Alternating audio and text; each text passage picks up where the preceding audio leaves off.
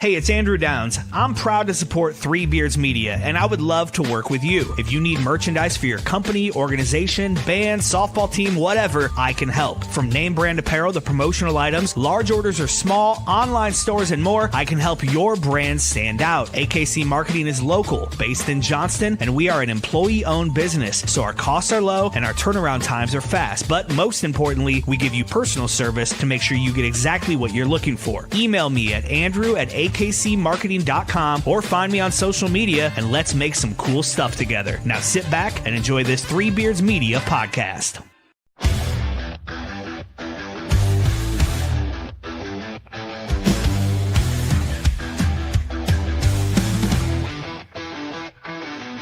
Red and gold on the edge of the sky, feel the rumble, hear the battle cry.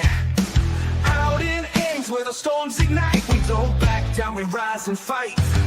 Jack Tri-State's name, yeah, it echoes strong. A story of honor still marches on. Through the rain, through the pain, through the fire we roar. Cause we were built to thrive in the eye of the storm. Feel the ground shake, hear the crowd roar. Cyclone power, can't take no more. Legends rise, this is our norm. We stand tall in the eye of the storm. There's a cyclone blowing on the outskirts tonight. Jack Tribe shakes when the team takes flight. Buildings rocking, hear the magical. We rise together, we'll never fall. Feel the magic you can't deny. Marcus stars are taking off straight to the sky. Brick, big play, Kirby making history. When the moment gets tough, that's the cyclone way. Through the trenches, through the lane, through the heat, through the rain. When the storm comes blowing, we embrace the fight. Cause the cyclones strike when the time is right. Feel the cyclones strike when the time is right. All right. We're back for week 2 of that awesome intro. Welcome back to In the Side of the Storm, where we talk all things Cyclones. We are live from the AKC Marketing Studio with Andrew Downs and sponsored by Revelton Distilling Company out of Osceola, Iowa, and Dan Douglas with Green Beret Realty. I'm Dave Larson here with my Storm Team partner and Cyclone great, the legend Marcus Pfizer. Marcus, how are you? I'm doing good, Dave. How about yourself? I'm doing okay. Last night was kind of a rough game. I think Brent's going to be joining us shortly. He is perhaps the busiest man in this state between the business and unfortunately we got a little bit of ice and snow again today, which you probably heard a little bit about, but we're going to rebound. It's supposed to be 70 by Monday. No, I didn't hear nothing about that. What was it? It was today a cool, not a cool 58, 60 today. In Vegas? Yeah. Well, no, the high was 68. Yeah, high was 68. But it was cool. It rained a little bit.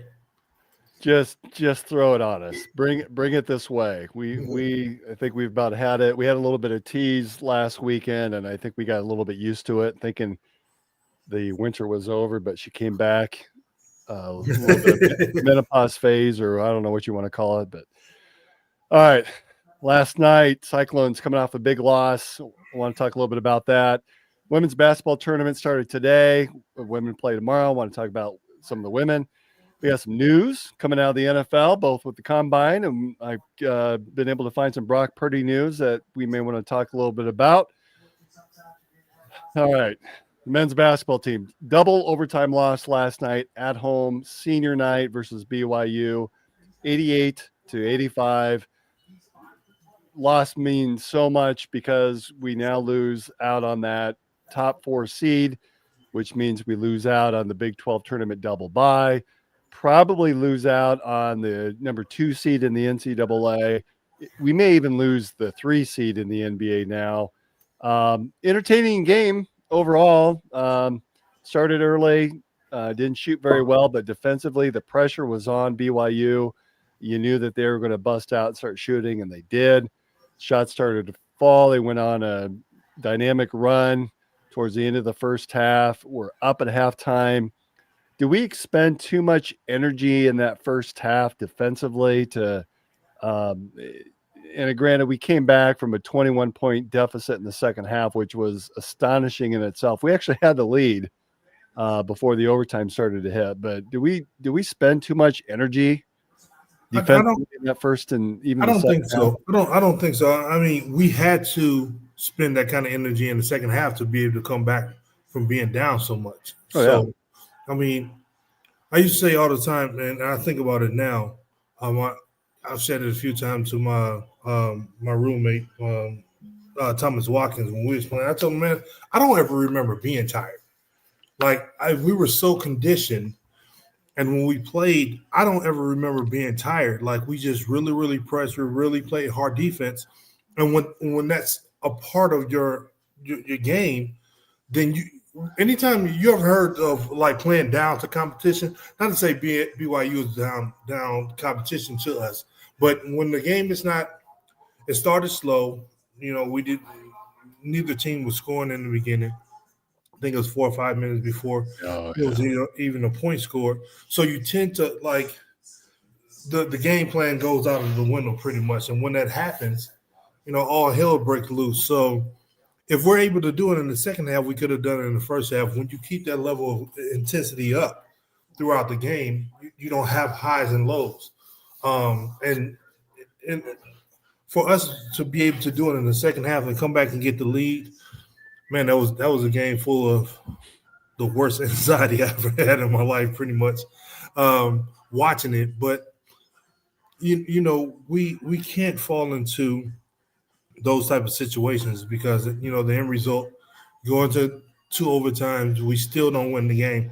That's one of those games. Even if you win, it's one of those ones that's like on your psyche, like, man, what was going on? So for me, I'd much rather for us to win the game. But after it was over, it really didn't matter to me if we won or lost because the more victories you get, more losses. Also, that's one of those ones where he's like, that didn't seem right. We got out rebounded like crazy, constantly, and that's a pet peeve of mine. But yeah, they out rebounded 52-24. Wow, Yeah. I didn't know it was that the disparity was that much. And that's key. I know Deshaun to get a lot of time in the second half or close to the end of the second half. Well, and I kind of, on the text chain, I was wondering why he didn't start that game, and Chris Shipley sort of thought that maybe it was due to senior night and Brandon Chatfield had started instead, and come to find out that Deshaun had been ill, and fighting a cold or flu or something like that. Which you come back to 2 Saturdays ago when Curtis Jones didn't even make the trip down to Houston.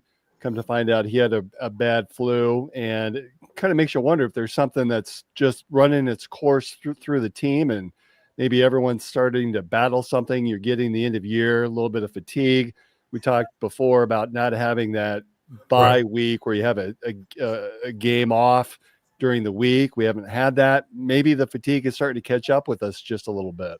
Yeah, we played some hard basketball throughout the year, without a doubt. I mean, there's been some formidable foes. The Big 12 is what the Big 12 is, and it's coming to that time. This is the time to really buckle down. I knew BYU was going to be a tough opponent. I didn't see us losing that game, especially how it started.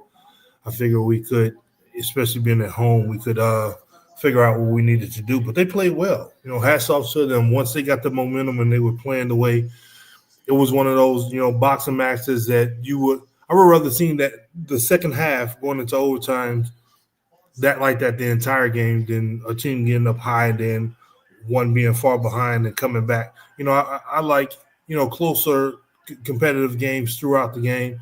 That way you can really understand what's going on with both teams in the situations.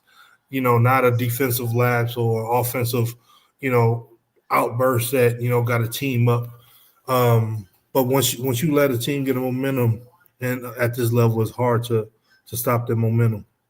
I can't say that I was that surprised with BYU. I mean, I remember when we went to Provo last year, and it was a dogfight, and they shot lights out. I think it was 87-72.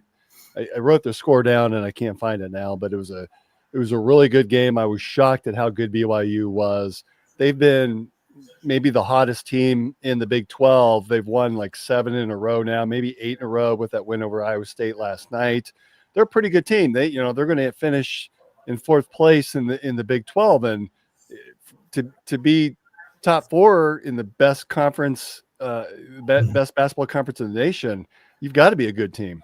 Yeah, some programs match up well against others. I knew a few that I pretty much had good games and had good feelings about. And once you have that confidence, it doesn't matter if it's on the road or at home, you're going to play extremely well.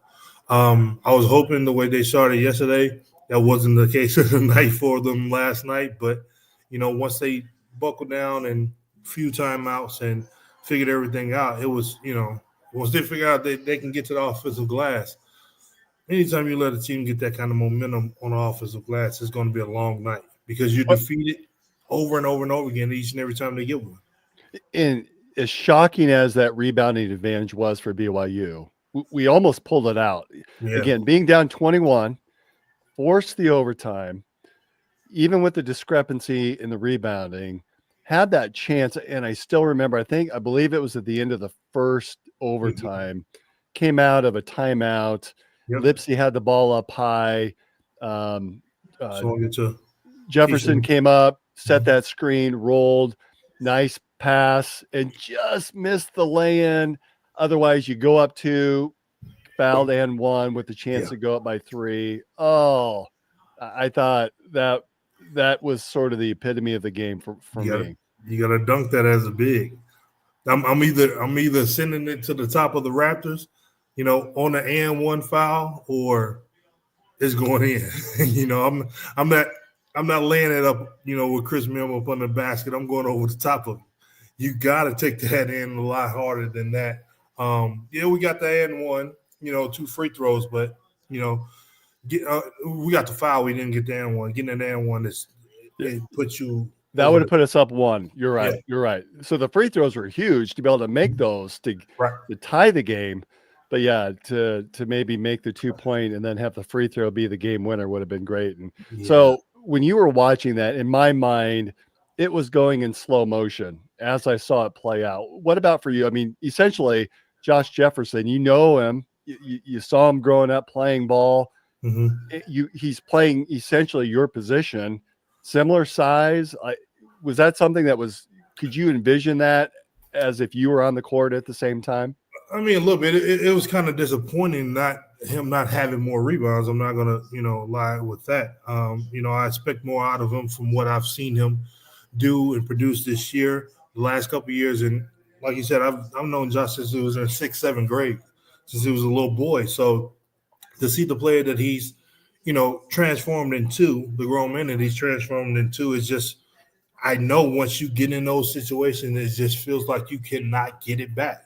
You cannot get it back. Every ball that hits the rim, it could be right on your hand, and somebody hit your wrist and the ref don't call foul, and they get the ball, and it's like, well, I didn't get the rebound and I got fouled. Then they got the ball and scored. So it's all of those that compile on top of everything. It's just not that night. So we have renowned Hawkeye fan Drew Shipley, no relation to Chris.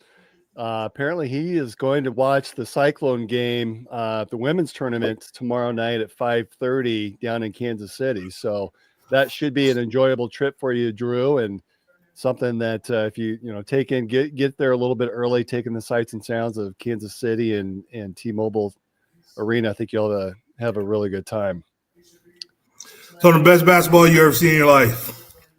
Yeah, and he made that little comment about the SEC being the best basketball conference.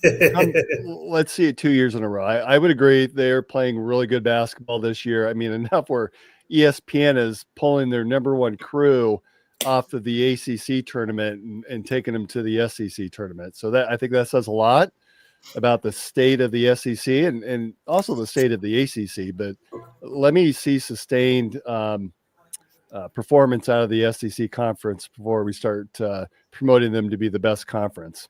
Right. Either that says a lot or they're chasing the ratings right now while it's hot. All right. So next game is Saturday at Kansas State at 12:30. Regardless of the outcome of that game, Iowa State has secured the number 5 seed in the Big 12 tournament. Win or lose, I don't know that it matters other than maybe in the eyes of the NCAA tournament committee.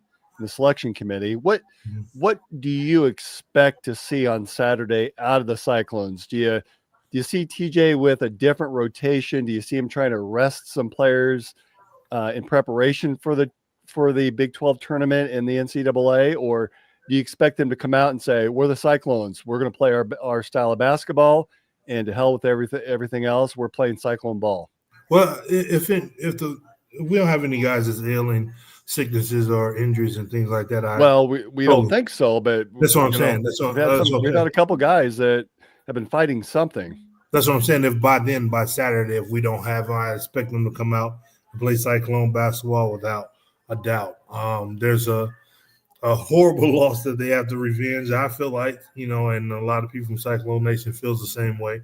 So I think, if everyone is healthy, if everyone is not healthy, the guys that's going to be out there is going to want to revenge that loss that they, suffered at home. So I think having that momentum going into the Big 12 tournament is definitely key. You don't want to lose any games just because, or it's definitely not the NBA where you load management or resting guys because of X, Y, and Z. So I think for us, it's best to continue that momentum that we have because we hadn't gotten that momentum back that we had early on, and it's kind of scary not seeing that. And it was a time before where I was like, I had no question, no doubt about what the game is going to be. These last couple of games has been like, I was nervous last night. I was nervous against Oklahoma State. I figured we can pull the one out last night at home, but I mean, unfortunately, we lost them both. Do you take into consideration the fact that the double bye is gone, and in that Big 12 tournament, if you're going to make a run, you essentially are going to have to play 4 days in a row? Does Right. that come into play on Saturday with TJ's decision making? If you're the head coach of the Cyclones, does it matter to you? Again, it all is predicated on how the guys are feeling and everything like that. We've seen, Cyclones go 4-4, Mhm. and win the tournament. So we know, we're definitely capable of that. I think we are the program that a lot of programs definitely fear down, in Kansas City. So we just got to take it one step at a time and figure out what is going to be. Hopefully, the guys can get some rest this week. The ones that are sick, get some fluids or something in them, some IV drips or something, and just go about your day and prepare for Saturday and get ready for the tournament, whatever we have next. So again, Saturday, 12:30 at Kansas State, and then we'll likely end up facing on Wednesday in the Big 12 tournament. It's going to be 11:30 game. I believe it's the first game of the session. Oklahoma State, Utah, UCF. It really depends on where those standings finish out and who wins on Tuesday in the tournament. And then looking ahead even to Thursday, if we win that first game on Wednesday, another 11:30 game. This time a rematch against BYU. I think we would all look forward to that, and that may end up being one of the most entertaining games of the entire Big 12 tournament. That's one of those games where we match up with the foe early on. One of the ones that you don't expect to see early on in the tournament. But if you happen to and you win that game, then we know that the rest is down here from there. Um, Well, and you're right, Marcus. That next game, though, would probably be another rematch. This time against Houston in the semifinal game on Friday night. yeah, So but it doesn't get easy. it's not going to get easy at all unless somebody gets knocked off. Yeah. In which we've seen that happen. So I think we get to BYU, we win that game, handily. I think it's one of those, snowball effects where we're going to, like I said, the I forget what year when we won 4-4. Once we won game two, I was like, oh yeah, we're taking this. I was just there for the ride for the next two games and locked in and tweeting away. Well, and I think I read somewhere that no Big 12 team has won the conference regular season and won the tournament. So the number one seed has not won other than Kansas several years ago. So it's probably not looking in Houston's favor to go into this tournament expecting to win it. But I tell you, if there's going to be a team that can pull it out, they're pretty dynamic, pretty good team. What do you mean in the history? It can't be in the history because we did. No, but here in some of the recent era. Oh, okay. I was about to say somebody's stats wrong with that. No, you're right. You're right. But it's been a while since the number one seed has won the Big 12 regular season and the tournament. Wow. And Kansas won what the conference how many years in a row? Yeah, they won like 15, 12? 16. Yeah, it was quite a few. That. All right, so the men tournament again play Saturday. The tournament starting up next week. Women's basketball. I was up there on Sunday for senior day. I kept calling it senior night, but they had a huge win against Kansas State, and this is a team that is one of the top leading teams in the Big 12 conference, and they just pounded Kansas State 85-63. Securing the number 7 seed in the tournament. They finish up with a pretty respectable 12-6 conference record after sort of an icky start to conference play. They've really played solid basketball down the stretch. That was their first quad 1 win of the season. So, yeah, that very surprising. And so they play tomorrow night at 5:30 against the Cincinnati Arizona State winner, which I probably need to check to see who won. That game actually may be going on now. I'm going to have to check on that. If we win on Friday, or if we win tomorrow night, again, another 5:30 game, this time against Baylor. Am I crazy to think that our women have a shot at winning the Big 12 tournament? It seems to be a wide open conference. A lot of good teams, but wide open as a result of that. Well, anytime you have, a talent like Audie Cruz down low, I mean, she missed 2-3 shots against Kansas State the other night. When she's rolling like that and getting boards, and she's a load to deal with. So, no, not crazy at all. When you come into this kind of tournament, someone is going to have a great night and knock off a program that they probably shouldn't have, or some of the tough ones on the other side of the bracket is going to be eliminated. So, without a doubt, we know what we're able and capable of doing each and every time the Phillips 66 is still the Phillips 66 every time that begins. And it's always a lot of fun. It's always a lot of fun. We always travel well to support the programs of men and the women. And, once you get that gym rocking like the Hilton Coliseum, anything can happen. Yeah, Audie's stat line, I didn't write it down, but it was like 36 and 12. And so double for her. If memory serves me, Emily Ryan had 17 points and like 10 assists. So she had a really good, solid game as well. I thought, she was close to a triple-double, as a matter of fact. Addie Brown had another solid game. She just does it all. Big 12 awards were announced yesterday. Audie was a unanimous first-team selection. She led the conference with 23 points a game, second in field goal percentage at 59.7%. Addie got second-team selection. Emily Ryan was honorable mention. She was second in the league in assists and fourth in assist to turnover ratio. So great job out of the ladies. Glad to see them getting some recognition. And what can we say? Emily, Sunday was her last game at Hilton Coliseum, and she walks away with setting the all-time assist record for the school. And it's probably going to be one of those records that's going to be tough to break, because she had the opportunity to take advantage of that COVID year. And they had a nice video montage that you could find on the women's basketball Twitter page that they played during or at the end of the game as a part of the senior day festivities.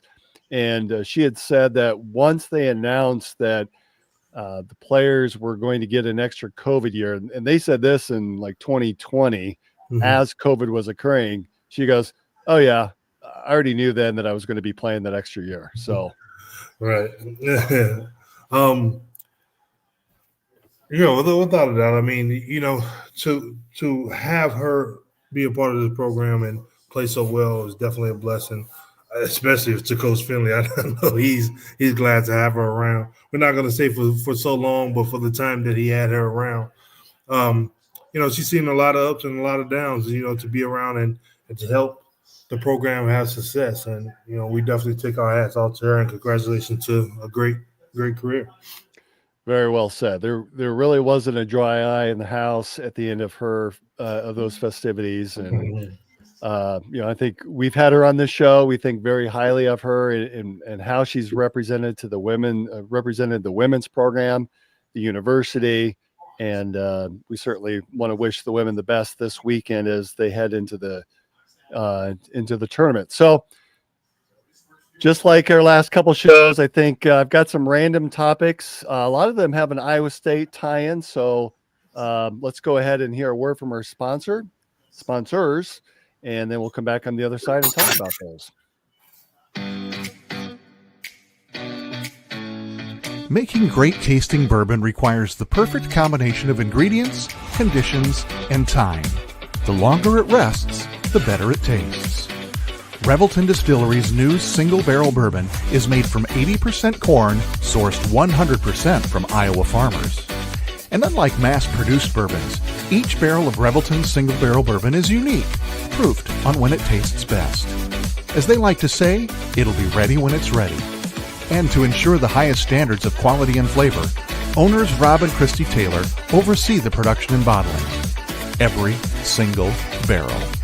Iowa born, Iowa aged, Iowa bottled. Try the new single barrel bourbon from Iowa's own Revelton Distillery. ReveltonDistillery.com.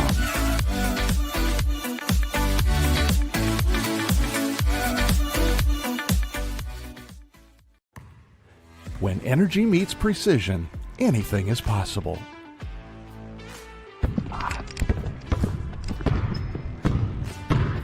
I'm Carter Hawley, the Chief Energy Officer of the Iowa State Cyclones. I'm full of energy on and off the court, but nothing gives me more energy than helping families find their dream home. And that's where Green Beret Realty comes in. They're more than just realtors. They're a team dedicated to getting things right for you and your family, just like we get it right on the court. Sometimes it takes a team to get the call right. And when you're buying a home, you want a team that makes all the right calls. That is Green Beret Realty. And here's the best part. When you buy or sell a home through Dan at Green Beret Realty and mention this ad, he'll make a donation to the We Will Collective, helping student athletes like me thrive on and off the court.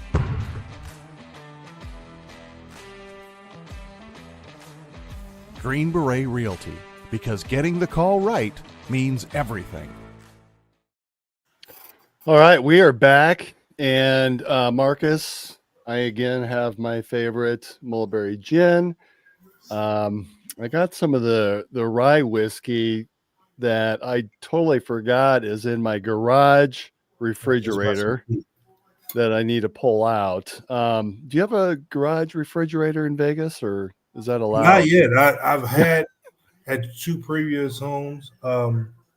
It got old the last move, but I'm definitely looking. And my garage refrigerator be a full size, like Viking. Yes.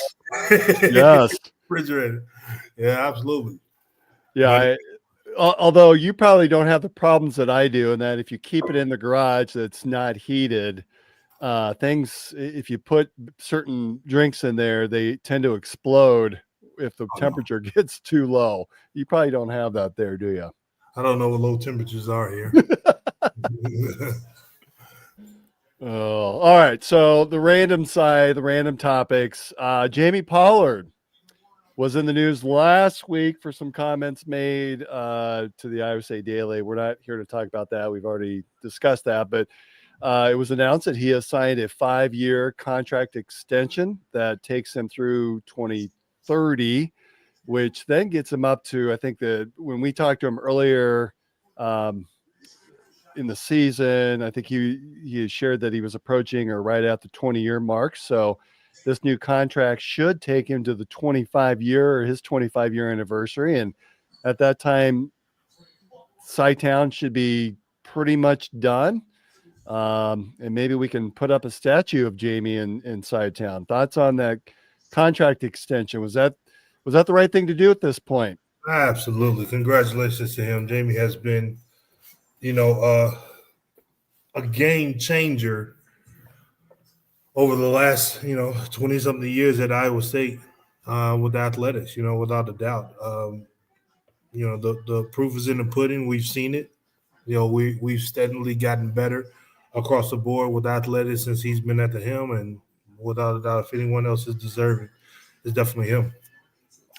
More contract news came out this week as well. Now, TJ, it was announced, I think, in early January that he had signed a new contract, and some of the terms were released. And I wish I could quote this from where I saw it on Twitter, so I do apologize. But it looked like his salary has increased from $2.5 million a year to $4 million. Not still puts him in the top half of the Big 12, but not in really probably the top 3 or 4 that you might expect. But $4 million is still pretty damn good. Interestingly, though, there was an $18 million buyout that's been reduced to just $4 million. Here we're talking just $4 million. But more interesting is that buyout drops in half to $2 million if Jamie Pollard is no longer athletic director. I found that really interesting. Yeah, that's kind of strange. I really don't know what to make of that. Well, TJ had thought really highly, or Jamie had thought really highly of TJ when he was on Fred Hoiberg's staff, and he had really wanted to hire him to replace Fred, and was told by then ISU president Stephen Leith, no, I want someone with more experience or with Division I experience. And so that's why he didn't get the job. And, I think Pollard and TJ are friends. And so when the position came open again, TJ was pretty much the first call that Jamie made, and rightly so, is definitely the right call to make. And so I think that, that friendship goes a long way. And certainly, if you're working for a boss that you respect, that supports you, I can understand why that buyout is reduced if the person you want there as athletic director is now gone. Okay, yeah, okay. Now that makes sense.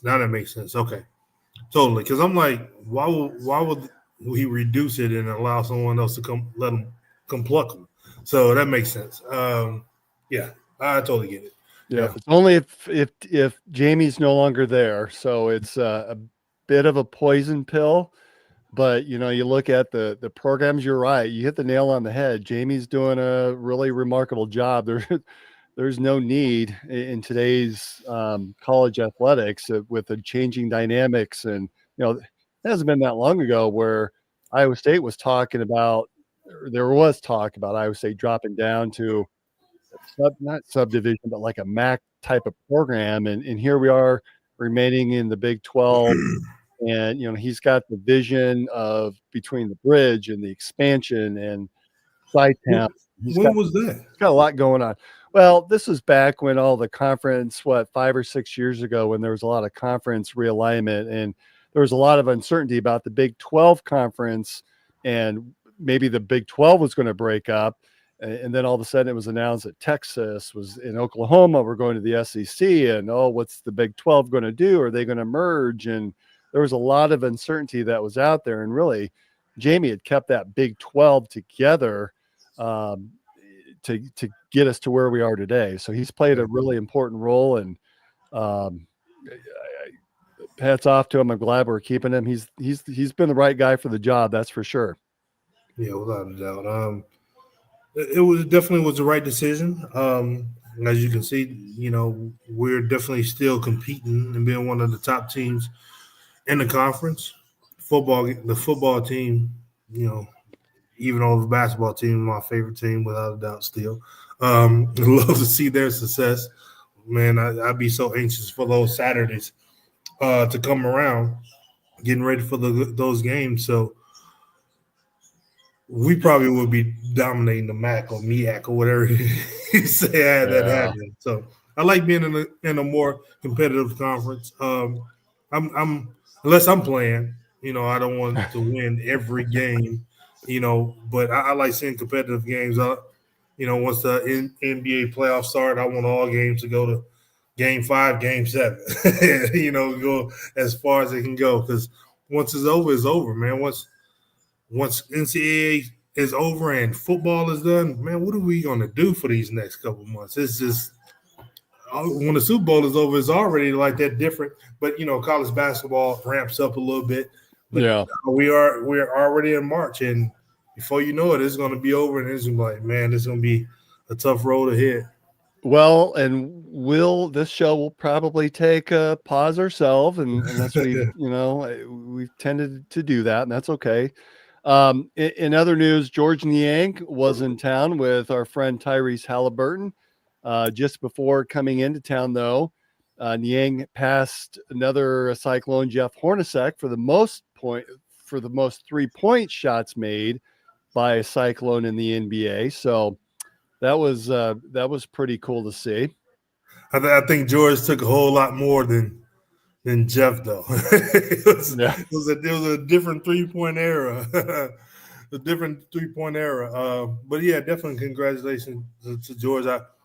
I kind of feel a way about him being shipped down to Atlanta. I mean, I think they could have still used them pretty well off the bench in Cleveland, and I was looking forward to him going deep into the playoff. I mean, they're one of the top ones, the Cavaliers, and possibly winning it all. So that really, really, I was like, when I found out about that one.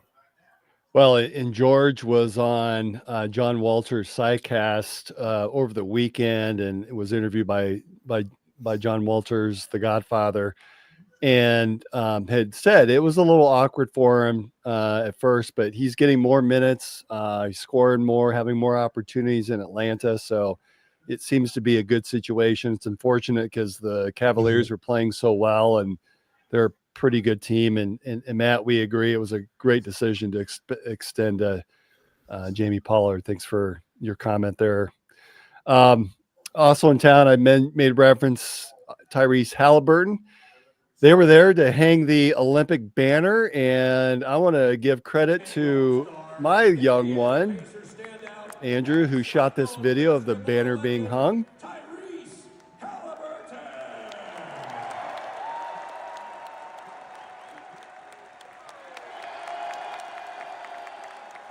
I'm glad it wasn't upside down.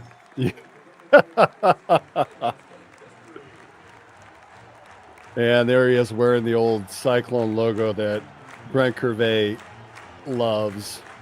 And actually, you play with the old swirling, twisty tie side too. Yep. So it was good to see both Tyrese and George in town. And one of the things that I wanted to ask you about, and I wanted to ask Brent, so I'm hoping he can jump on here quick. He had shot a text when we were during that quick break, hearing from our sponsors that he got late. He got out of practice late, and he's on his way home. And again, maybe a little bit delayed with some of the ice that we had earlier today. But so there was some trash talk between George and Tyrese. Niang called Halliburton an Iowa State dropout. He called him a multi-million-dollar dropout, but still a dropout. I think a lot of us was. I would never have thought about that, but I guess, Marcus, you're a dropout too, right? I'm definitely a dropout, trying to correct it as we speak. What's some of the best trash talk that you've had or seen, heard, whether it was during your time in Ames or your time in the NBA? Give us some trash talk.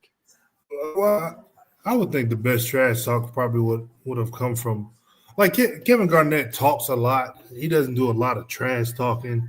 He does a lot of talking, trying to intimidate.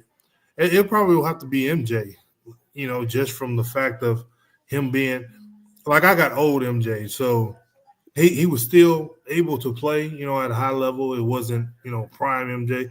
I can only imagine if you got some time to find, like, what's that, the All the Smoke podcast with Matt Barnes and Steven Jackson with Vernon Maxwell on there. Real funny, real funny clips. But he's talking a lot about Mike and some other players and stuff like that of what went on back then. So I couldn't even imagine facing that Michael Jordan in his prime, trying to guard him and the trash talking he was able to do. But for the most part, I didn't get a lot of trash talk. I don't know if someone was scared we would come to blows or something like that. Or maybe I just ignored it or whatever. I always was focused playing ball, not necessarily on what people were saying. There he is, everyone. Don't adjust your set. It's Mr. Vintage, Brent Gervais. Brent, good to see you. Good to see y'all, man. The grind is real. The grind is real. That's all I can tell you. Probably the hardest working man in Central Iowa, I tell you. If not, I'm pretty damn close. Just saying. We were just time of year. That's right. Hey, Brent, we were just talking about trash talk, and when George Niang and Tyrese Halliburton were together, they were both interviewed separately by different reporters. And one of the things that George was saying, he called Tyrese Halliburton a college dropout, called him a multi-million-dollar dropout, because as we know, Tyrese is making like $250 million on this new contract. But nonetheless, he's still a dropout. What's some of the best trash talk that you've been a part of? Oh man, I don't know. I know. Well, I can say as a personal player, I would try to research you. Like I would go to guys that I was going to play against and read their bios. You did? It's always mother or son of Larry and Gene, whatever. Okay, cool. So the wrong guy said something to me. It's like, well, just so you know, if mom's come home a little late tonight, you know what I'm saying? Oh, shut up. No, tell mom, Mama Jean, I said, what's up?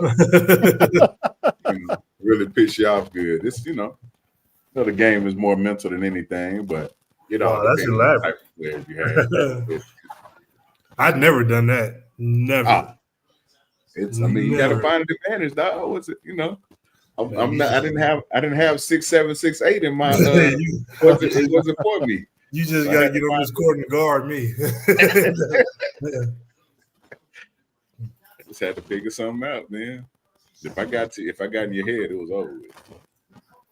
So last week, the NFL Combine took place, and our guys did really well. Darian Porter, Jaden Higgins, Jalen Knoll, Jalen Travis, and Malik Verdon all participated. And I'm going to run through some numbers with you guys. And again, I know we were texting it, but for those that are maybe watching or listening that aren't able to participate in our text chain, Darian Porter ran a 4.3 in the 40. That I'm surprised, because I want to say he's like 6'3".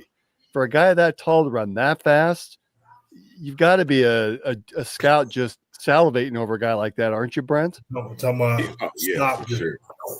Oh yeah, stock went way up. He was a track guy though in high school too, so I kind of expected him to be fast. I didn't know he was that fast though. That's fast. So, yeah, that's fast. And then to be that long too at a corner, his stock just shot up. He probably just bought himself a good 8 to 10 years in the league right there, just with size and speed alone.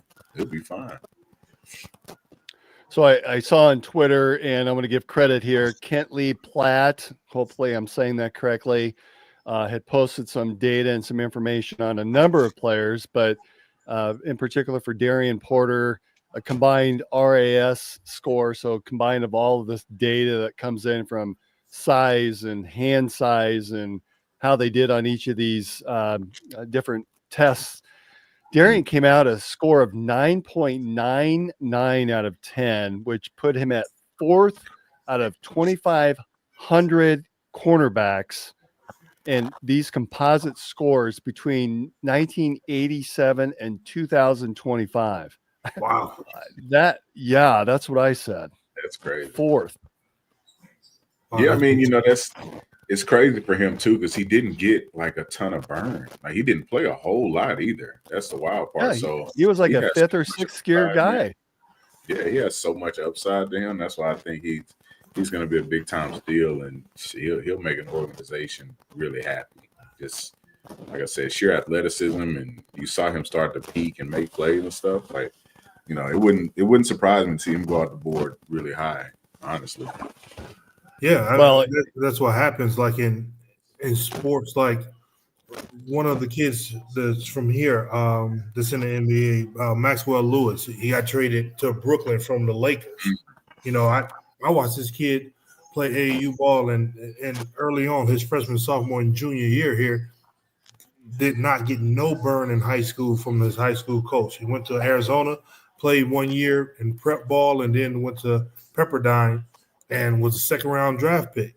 You know, and he's steady progressing and going. But I can see he's about 6'5", 6'6", long wingspan. When I first saw him, because Marcus Jr. is a couple years younger, and that high school was recruiting a couple of my guys and him to try to come to that school. When I first saw him, I said, why the kid's not playing? I said, he's a pro. You can just tell, you know, by his mannerisms and the ball come off the rim, he's over the rim. And I'm like, and they were saying, well, the coach kind of got something to give some whatever. I said, if he ever get out of here, watch in a couple years, he's going to be in the NBA. And that's where he's at now. So guys like that, you can see it. Even if you don't get a ton of – if you got that talent, you know, it can transform a little bit later than, you know, possible, you know, not having the best collegiate career. And, you know, the rest is history. Yeah. What's that say about the Iowa State program when you got a guy that hasn't played? He's a fifth or sixth year guy that comes in, plays well. I mean, remember, this is a guy that blocked a punt or a kick like every year that he played, and then comes in and just blows away the competition at the combine. What's that say about our program, from Ryan Clanton, who came in a couple of years ago for strength and conditioning, to just the coaching staff overall? Changes are being made, man. Like I said, they're putting guys on the map. I mean, you had Kane come off the board early and be crazy impactful in Minnesota, right? Like on special teams, and he didn't get that many reps at running back. So, you know, and all of a sudden he gets drafted early. So, I mean, it just talks to the development of the guys, man, and really the eye for talent that Campbell has, you know, with the recruiting across the board. So they're finding, you know, very well-rounded prospects, and they're developing guys too, because we don't really lose a lot of guys to the portal.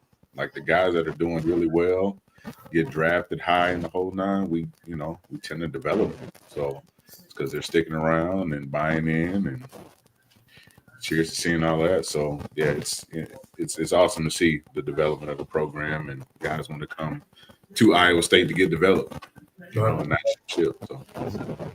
And then Jaden Higgins, his combined RAS score, according to the same website or the same tweet, his was 9.87. So again, this is on a 10-point scale, which puts him at 46th out of 3,400 plus wide receivers between 1987 and 2025. Jalen Knoll had a 9.58 RAS score, puts him at 144. In the Cyclone football Twitter site, or X, had posted as well that he had the most bench press reps of any of the wide receivers, 23 that he put up, and he ran a pretty fast 40 as well, 4.39 40-yard dash with a 41.4 vertical, which tied him for first place with all of the wide receivers. Broad jump, 11 feet 2 inches, also first for all the wide receivers. I mean, talk about hitting a home run. I mean, those three guys, these kids about to be put to work. Those are the small hidden gems that transform organizations. Like especially in football, there's always, or there could be a few little missing pieces, or some pieces that, like, where did that kid come from? And now the Eagles are in the championship and they won. Now, you know, Saquon Barkley is making $20 million a year as a running back.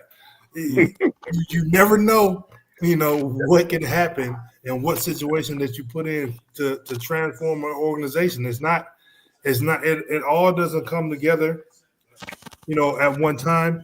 They can pick somebody from somewhere that's like, look at the young kid from Louisiana, Turpin for the Cowboys. He come from a whole family of track stars, super, super fast. He's real small, but if you kick it to him and let him get it in his hand, you can't find him.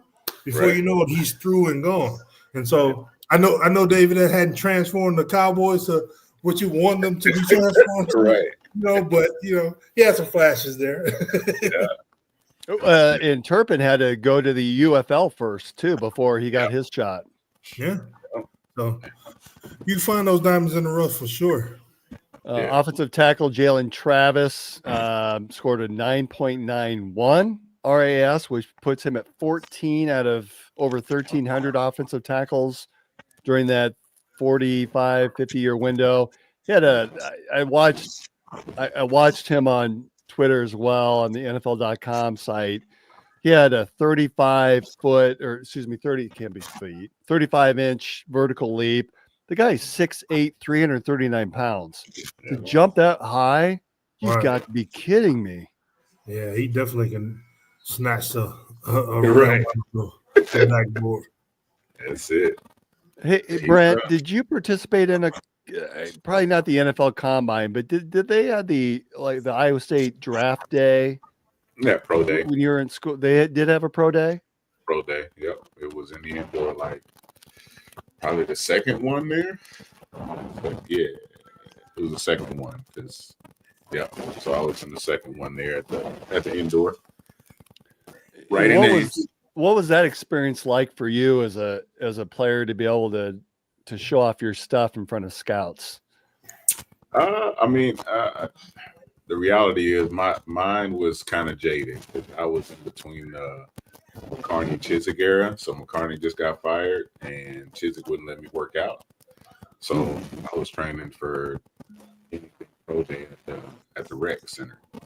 Right across the street. So I didn't get access to any of the facilities or any of that stuff. Oh wow. After my season was over. So, for me it was just like, hey, I did whatever I could. The coaching staff was still around. Coach Getty, I had talked to them. He did whatever he could for me, but he couldn't do a lot. So Ruth was working me out, taking me through workouts at the rec, man. But yeah, so my pro day to me wasn't the best just because of my circumstances. But it was cool to see. It's more intimate, obviously. You get guys that actually want to see you. The coaches that come out, they're there for you specifically. I know we might have had 8 guys, maybe something like that, that participated, if I remember correctly. So it being that intimate, there's more eyes on you. It was cool. Ended up getting a couple of, I had a lot of really good looks after. Took a couple visits to some teams and stuff shortly after before the draft. So it was all right. Did any of the teams that were taking a look at you, because if memory serves me, you spent some time with the Panthers, right? Mm-hmm. Were the Panthers there at the pro day? I don't think they were. Nope. I know the Colts were there. The Bills were there. Because I flew out to Buffalo and I flew to Minnesota. But Carolina wasn't there that I remember. But yeah, I do remember seeing, I talked a lot to Indy. I thought I was going to get drafted by the Colts. But yeah. Yeah, but that's, it's all part of the game too, man. You still got to check off a lot of good boxes and, get guys to buy into you. It's so good to see where we've come to and how many guys we put into, combines and getting invited to the combine, getting drafted. Now pro days look so different because they got to rope sections off for guys. And it's like a big spectacle now, so many people that come out and see the talent that we have. So When Well, when will the pro day be there this year? Do they announce that or? It'll be in March sometime. So before the draft, I'm not sure every school has a different one. There used to be talks of doing like a combined one, like you and I would come down and participate in Iowa State's pro day. So smaller colleges will come, to the bigger schools to their pro day and stuff. But it'll be sometime here in March. I know I've gone to a couple over the years. I'd always sneak back and just, check out a couple. I went to King Butler's and Montgomery's and some of those guys' pro days. But I thought you tried. I thought you tried to pull a Dion and try to sneak in there under a different name. Not at all. No, not me, my man. I'm cool with saying it's past me. Football's a little different. You try to get back out there if you want to. Be willing your ass back home. Basketball ain't that much different either. Like, right. You don't fast twitch muscles or say something to your mind and your body will do it, and before you know it, you grab your back like, right. Whoa. Some pull like, whoa, Nelly. Just go on, set the ball down. I've had plenty of those in the last 3 or 4 years. Man. Y'all can have it. That's it. I know. So, I know where I can speaking go. of the NFL Combine, Brock Purdy was. I've seen his name float around the Twitterverse here. Jason LaCantora, I think he's an East Coast writer, had made a reference through his Twitter account that the 49ers had made an initial offer to Brock for $45 million a year. Again, keep in mind that 49ers are really not very cap friendly. They're making some changes, trading Deebo Samuel to the Commanders. Offensive line's a mess, even with a healthy Trent Williams. Brandon Ayuk, wide receiver, suffered that ACL tear at the end of the year. So he's coming off of that. Adam Schefter was on Pat McAfee suggesting that the 49ers use the $5.1 million under the current contract. So this rookie deal for Brock for this year, then franchise tag him next year for $41 million. So in the 26th season, and then franchise tag him a second time in 2027 for $51 million. So that comes out to about $97 million over 3 years, which is far cheaper than if Brock were to sign for $45 million, that would get him closer to what, 150-ish, 135, somewhere in that ballpark. So say that Brock signs that $50 million a year for a 3-year deal. That's 150. That's much better than 97. What do you do if you're Brock Purdy? Do you try to pressure the 49ers? And we've seen some players that'll say, okay, I'm going to be disgruntled and I'm going to go out there and I don't see Brock. That's just not his personality. But what do you guys do if you're Brock Purdy? And again, keep in mind that the 49ers have some cash issues. And I just saw that Bosa's brother plays for the Chargers, is being released today, or probably released in time for the season. So that might open up a potential pairing between brothers on the 49ers that they would have to pay for as well. So if you're Brock, what do you do?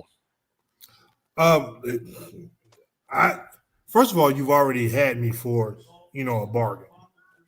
You got to think about that. That's the first one. Secondly, I read something that Deebo Samuel said about going to the Commanders and playing for a proven quarterback. I mean, the quarterback that you just had took you to the damn Super Bowl. What are you talking about? We're not going to take anything away from Brock. Definitely not the kid Daniels in Washington, who had a phenomenal rookie year. But the quarterback you just had last took you to the Super Bowl. So, I don't know how much more proven that you need in the quarterback. There's been a lot of issues on the team, without a doubt, from top to bottom. You just got to continue to get better and put the pieces in place. But I mean, if it's me, like I said, they've already had him for a bargain, and this time, he's a quarterback. The most important player on the team, and for the last what 2-3 years paid them less salary than some kickers make. So we don't think he's going to be disgruntled, but at the same time, I'll rumble a little bit for sure. I mean, it's a business. Like, he's a professional. Right. Like Marcus just said, man, they got him for cheap. Like, okay, rookie contract's over, kid's proving himself, and the beauty of it, if they don't want to pay him, somebody will. So he has to, he deserves to get paid. That's the reality of it. They're throwing $250 billion at dudes, and move 50 is okay, I would say, for O'Brien. He's done the work, man, and you can win with him. That's clear. He just has to, I don't think he needs to give up too much to help them get back in good graces, because it's not up to him. That's the GM who has to build build the puzzle, right, and find spaces for money. But I think that Brock has helped them with their cash flow problems the past 3 years. So, like, come on, man, it's time. Pay Piper. Well, and to give you some scale, again, $45 million appears to be the initial offer. Let me run off some quarterback names that, again, I'm not going to show it just because it's not mine. It came from a different source, but Dak Prescott, $53 million a year. Jordan Love, $55 million. Trevor Lawrence, $55 million. Joe Burrow, $55. Tua, $53.7. Jared Goff, $53. Justin Herbert, $52.5. Lamar Jackson, $52.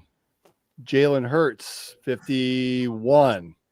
So if that gives you a little bit of an idea, 45 seems very low.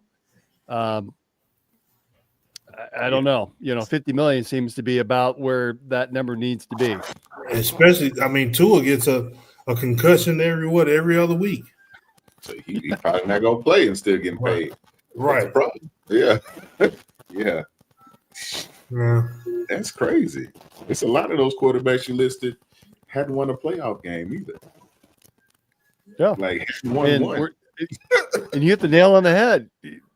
Brock's taking the 49ers to 2 AFC championship game or NFC championship games and a Super Bowl. And a Super Bowl. That's crazy. Probably would have had another Super Bowl if he hadn't hurt his elbow against the Eagles. With one arm. Yeah. So. Yeah, man. Pay the man. But again, we're admittedly, we're all homers for Brock, so take it for what it's worth. Before we close out, I wanted to just acknowledge Jeff Johnson, who is the president of the Iowa State Alumni Association. I've got an email from him, and I think he sent it out to all the alumni members today, but he's been diagnosed with Parkinson's, and apparently he's known about it, is stepping away from his duties as the association CEO, and it's something that personally I'm saddened to hear, because Jeff's a really good guy. He's been in that role for quite a while now. I really personally think a lot of Jeff. Professionally, I think a lot of Jeff. I remember when he came in and the football team was just fighting for some excitement. And Jeff was the one that was out at midfield with a microphone to teach the fans the Cyclone and Power chants across the stadium. Mm-hmm. And he did that, I think, at the beginning of every single game in that first season, just to get that ramped up. And so I think back, even now, when Cyclone Power is being yelled and chanted both in Hilton and at Jack Trice, I think of Jeff and those early days when he was doing that. And so, Jeff, wishing the best for you, praying for you, and really, really sad to hear, and hope that you're able to have some measure of security in knowing that we here on Side of the Storm are thinking about you. Absolutely. Godspeed. Great dude, man. Great dude. Yep. All right. So that's thanks for joining us for another episode of In the Side of the Storm. Really, this is it. This is the last week of the the traditional basketball season before the tournament March Madness craziness begins. Again, the women play tomorrow night at 5:30. So tune in for that. The men's last game is against Kansas State on Saturday at 12:30. Then we move into next week and the men's tournament down in Kansas City, followed by Selection Sunday and the tournament. I'm sure next Wednesday we'll talk a lot about the expectations for the tournament. We'll have a wrap up of the women's tournament. I think that there's some discussion, guys, of maybe having a call-in show where we can hear some fan feedback and maybe have some competition for some brackets coming up. So stay tuned. We hope to have more on that in a future episode. But thanks everyone for joining us. It's been a privilege. Thank you to our sponsors again, Revelton Distilling Company, Green Beret Realty, and of course our studio sponsor Andrew Downs and AKC Marketing. So good night everyone, and go Cyclones.